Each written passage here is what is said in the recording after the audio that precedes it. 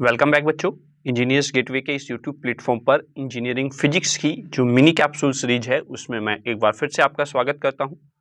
जैसा कि आप जानते हैं यूनिट नंबर 5 का चैप्टर नंबर 2 हम यहां पर डिस्कस कर रहे थे और चैप्टर नंबर 2 में जो हमने नैनो मटेरियल्स पढ़ना है उसके बारे में जो भी सारी चीज़ें थी, आप छोटी से छोटी टर्म से लेकर नैनो मटेरियल्स क्या होते हैं वो सारी चीज़ें हमने वहाँ पर डिस्कस कर ली थी।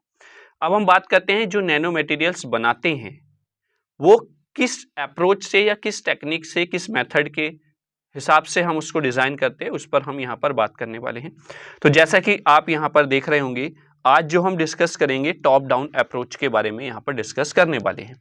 मतलब टॉप से डाउन जाने वाली अप्रोच जिसमें आप एक बल्क मटेरियल से नैनो मटेरियल को डिज़ाइन करेंगे, वो आपका टॉप डाउन अप्रोच कहलाती है।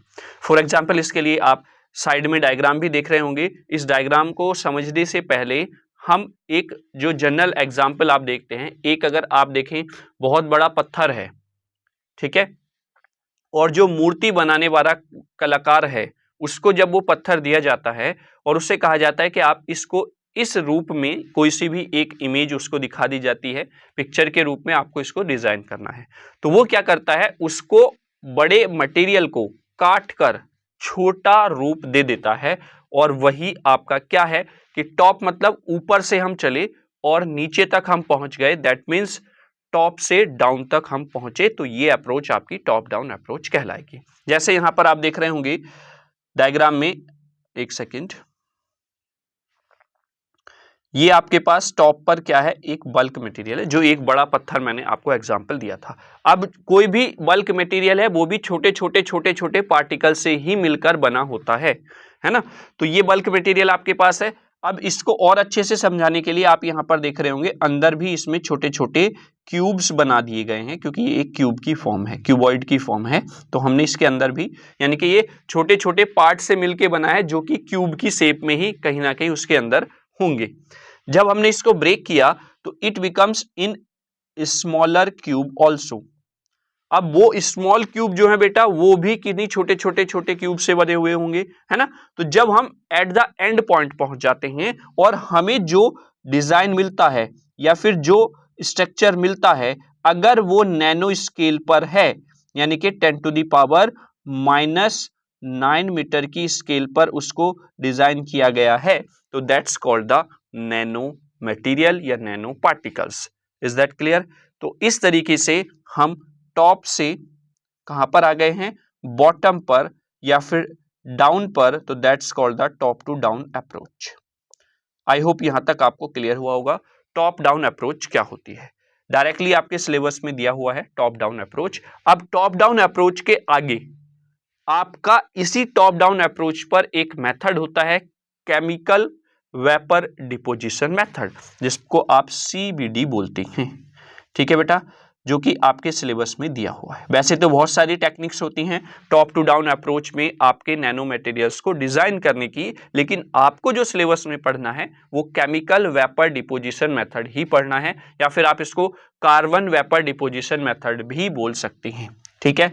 तो I hope top down approach आपको समझ में आ गया होगा, यानी कि एक बल्क मटेरियल को तोड़ तोड़कर अपने मटेरियल को, जो भी छोटे छोटे मटेरियल्स वहां पर आपने उसको बनाने हैं, उससे बनाने हैं, वहां पर आप जब उसको नैनो स्केल पर ले जाते हैं और वो आपका मटेरियल नैनो स्केल पर डिजाइन होता है, तो वो आपका नैनो पार्टिकल्स या नैनो मटेरियल कहलाएगा। Is that clear? तो ये आपकी टॉप से डाउन अप्रोच हो गई है।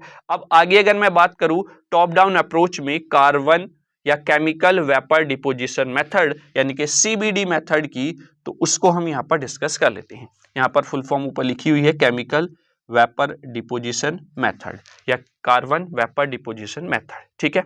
यहां पर कुछ सेटअप आप देख रहे होंगे इस मेथड का। इस मेथड में हमने 3 गैसेस का यूज किया है, जिसमें से 2 गैसेस जो हैं वो एज ए ट्रिगर गैसेस हम बोल सकते हैं उनको, जैसा कि यहां पर आप देख रहे होंगे वो कैरियर गैसेस हमने उसको लिखा हुआ है, ठीक है। और जो थर्ड गैस है वो एक तरीके से रिएक्टिव गैस की तरह काम करेगी, जो उन 2 कैरियर गैसेस के साथ रिएक्ट करेगी और जिस सबस्टेंस पर या जिस भी मटेरियल पर आपको वेपर डिपोजिशन करना है उस पर आप उसको डिपॉजिट कर देंगे। क्लियर हुआ? चलिए, एक्चुअल में होता क्या है, इसमें हम एक तरीके से आप टेक्निक को समझेंगे, जैसे आप देखते हैं ना, ये इलेक्ट्रॉनिक्स में जब आप कोई भी मटेरियल डिज़ाइन करते हैं या फिर कोई भी सर्किट डिज़ाइन करते हैं, उसको फैब्रिकेट करते हैं और फिर फैब्रिकेट करने के बाद उस पर कनेक्शंस को आप अप्लाई करते हैं, तो वहाँ पर आप कहीं कहीं पर आपको क्या होती है, रिक्वायरमेंट होती है कि आप वहाँ पर कनेक्शन देने के लिए मटेरियल को डिपॉजिट करें, तो वो इसी मेथड की हेल्प से आप करते हैं। तो अब कुछ सिनेरियो को हम समझेंगे कि किस तरीके से आप इस डायग्राम को एनालाइज करेंगे और लिखेंगे। तो सबसे पहले हमारे पास दो गैसेज हैं, जिसमें फर्स्ट गैस है आपके पास मीथेन गैस CH4, ठीक है। दूसरी गैस है आपके पास hydrogen. Both are the carrier gases. Carrier gases का मतलब केवल इतना यहां पर यह है कि ये गैसेस आपकी हेल्प करेंगी जो दूसरी रिएक्टिव गैस है उसको आगे तक कैरी करके ले जाने में, ठीक है। तो ये आपका हो जाएंगी दोनों कैरियर गैसेस। ये दोनों गैसेस आगे बढ़ती हैं, जैसा कि आप यहां पर देख रहे हैं, ये दोनों गैसेस आगे जा रही हैं। आगे एक चैम्बर बना हुआ है जिसमें एक हीटिंग एलिमेंट पहले से ही लगा हुआ है, यानी कि उसका टेम्परेचर ऑलरेडी हम इंक्रीज कर रहे हैं और उसमें उस चैम्बर में आपकी टाइटेनियम टेट्राक्लोराइड यानी कि TiCl4 गैस ऑलरेडी फिल है। टाइटेनियम टेट्राक्लोराइड, और ये टाइटेनियम टेट्राक्लोराइड जो है ये it work as a reactive gas, यानी कि जो दो कैरियर गैसेस CH4 और H2 आ रही हैं उनके साथ ये रिएक्ट करेगी। Is that clear? यहां पर इसको आप हीट कर रहे हैं तो यू कैन से दैट आपका यहां पर इस तरीके से ये सिनेरियो आपको दिख रहा है। ये दोनों गैसेस जो आपकी कैरियर गैसेस थी ये इस चैम्बर में आएंगी जहां पर ऑलरेडी टाइटेनियम टेट्राक्लोराइड भरा हुआ है। ये गैसेस इसके साथ रिएक्ट करेंगी, यानी कि टाइटेनियम टेट्राक्लोराइड CH4 और H2 के साथ रिएक्ट करेगी। रिएक्ट करने के बाद जो भी गैस प्रोड्यूस होगी देन आप आगे देख रहे होंगे यहां पर वो आगे बढ़ जाती है। अब नेक्स्ट चैम्बर में हम जैसे ही पहुंचते हैं तो वहां पर वो मटेरियल रखा हुआ है जिसके ऊपर हमें लेयर को क्या करना है, डिजाइन करना है या लेयर को वहां पर रखना है, ठीक है। तो यहां पर वो सबस्ट्रेट या उसका सरफेस रखा हुआ है, ठीक। अब जैसे ही यहां से, क्योंकि ये गैसेस हीटअप हैं तो ये एक तरीके से गैस जो है वेपर की फॉर्म में यहां पर डिपॉजिट होना स्टार्ट हो जाएंगी यहां पर, ठीक है। ये सबस्ट्रेट जो रखा हुआ है, जैसे ये सबस्ट्रेट रखा हुआ है जिसके ऊपर आपको वो लेयर बनानी है, ठीक। अब आगे जाकर क्योंकि यहां से जो लेयर जिस केमिकल की लेयर को आपको डिपॉजिट करना है वो लेयर यहां पर सबस्ट्रेट के ऊपर आ जाएगी। आगे जो बची हुई गैसेस हैं वो एग्जॉस्ट चैम्बर की हेल्प से हम उनको बाहर निकाल देंगे, जैसा कि आप यहां पर देख रहे हैं कि toxic gases pass out with the help of the exhaust chamber. आपकी टॉक्सिक गैसेस वहां से बाहर निकल जाएंगी। जो केमिकल वेपर डिपॉजिट हमको करना था सबस्ट्रेट के ऊपर वो यहां पर डिपॉजिट होता चला जाएगा और बचा हुआ waste as a toxic gases वो हम एग्जॉस्ट चैम्बर से बाहर निकाल देंगे। जैसा कि आप देखते होंगे अपनी किचन में एग्जॉस्ट फैन लगे होते हैं या फिर अब मॉडर्न तरीके से चिमनियां लगनी स्टार्ट हो गई हैं, तो उनका वर्क क्या होता है? उनका वर्क यही होता है कि जब आप किचन में काम कर रहे हैं तो वहां पर सफोकेशन ना हो, या फिर अगर जैसे कोई ऐसी चीजें आप बना रहे हैं जिसमें बहुत सारी धुआं इस तरीके से क्रिएट होता है तो वो उनको एक जगह इकट्ठा करके सारा बाहर निकाल देते हैं। एग्जॉस्ट फैन या फिर चिमनी का यही काम होता है, वही काम यहाँ पर एग्जॉस्ट चैम्बर का है जो टॉक्सिक गैसेज हैं उनको यहाँ से बाहर निकाल देगा। अब यहाँ पर इंपॉर्टेंट चीज ये है कि जहां पर सबस्ट्रेट रखा हुआ है बेटा उसको हम एनर्जी या हीट क्यों प्रोवाइड करा रहे हैं। देखिए जब हमने सपोज जो केमिकल डिपॉजिट किया है अपने सबस्ट्रेट के ऊपर, है ना, उस समय टेम्परेचर जो था वो क्या था, वो कम था।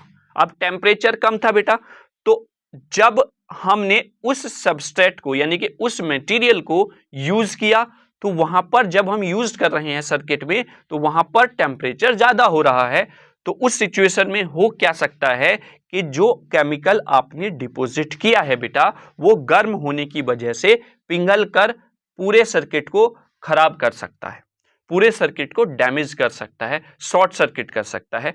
इसी वजह से हम ऑलरेडी उसको टेम्परेचर पर रखते हैं ताकि उस लिमिट के टेम्परेचर तक जाने पर आपका सबस्ट्रेट या फिर आपका जो इक्विपमेंट है वो सेफ रहे, आप उसको इजीली यूज कर सकते हैं, उसके आउटपुट पर, उसकी वर्किंग पर कोई भी इफेक्ट नहीं पड़ेगा। समझ गए आप? तो क्यों यहां पर हमने हीटिंग एलिमेंट लगाए हुए हैं, आई होप आपको क्लियर हो गया होगा। ठीक है, यानी कि जिस सबस्ट्रेट पर हम केमिकल का डिपोजिशन कर रहे हैं उसको हम एक लिमिटेड टेम्परेचर पर रखते हैं ताकि उस सिचुएशन तक उसके वर्किंग में या फिर उसके जो फिजिकल मटेरियल है, फिजिकल कोई भी डैमेज वहां पर देखने को ना मिले। आई होप आप क्लियर हो गया होगा। ठीक है, तो ये आपकी केमिकल वेपर डिपोजिशन मेथड था जो कि टॉप डाउन अप्रोच के में आता है, जिससे कि आप नॉर्मली किसी भी केमिकल को डिपॉजिट कर देते हैं अपने सबस्ट्रेट के ऊपर।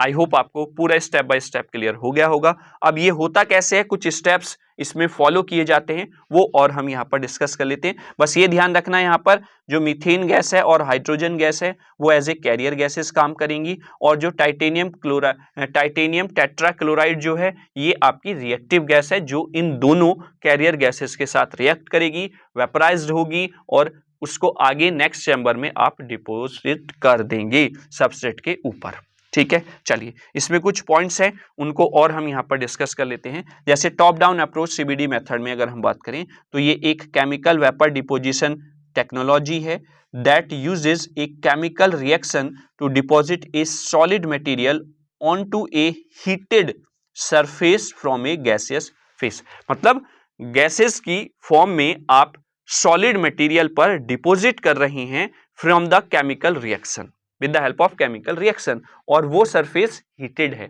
जैसा कि मैंने अभी पीछे आपको डायग्राम में दिखाया था।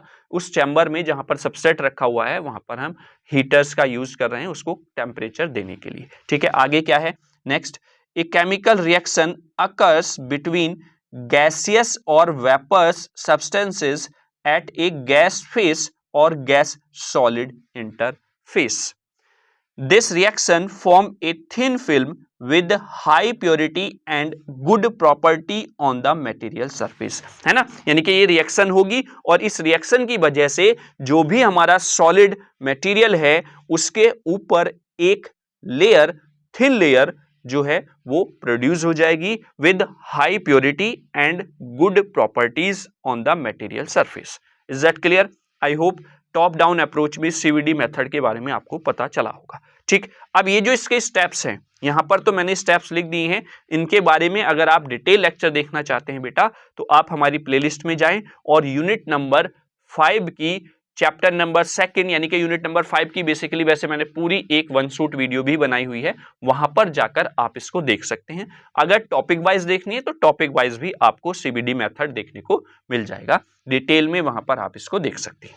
तो सीबीडी प्रोसेस में कुछ स्टेप्स फॉलो होते हैं जिससे कि आप वो जो आप थिन फिल्म की लेयर अपने सॉलिड मटेरियल या किसी सबस्ट्रेट के ऊपर लगाना चाहते हैं वो उनके लिए क्या क्या आपको करना पड़ता है। सबसे पहले तो आप प्रिपेयर करेंगे रिएक्शन चैम्बर को, यानी कि जिस चैम्बर में गैसेस का रिएक्शन होना है आप उसको प्रिपेयर करेंगे। मतलब कितना साइज चाहिए, नीट एंड क्लीन वो होना चाहिए ताकि और कोई केमिकली रिएक्शन वहां पर ना देखने को मिले। ठीक है, फिर आते हैं गैस इंट्रोडक्शन, यानी कि जो गैसेस आपको चाहिए, जिन गैसेस की हेल्प से आप केमिकल को डिपोज करना चाहते हैं, डिपोजिशन आप सबस्ट्रेट के ऊपर करना चाहते हैं, तो उन गैसेस को आप वहां पर इंट्रोड्यूस करा देंगे। ठीक है, फिर उन गैसेस के बीच में जो रिएक्शन होगी वो केमिकल रिएक्शंस आपकी कहलाएंगी। जैसे कि यहां पर अभी आपने देखा कि आपके पास बेटा क्या है, CH4 और H2 गैस है जो रिएक्ट करती है या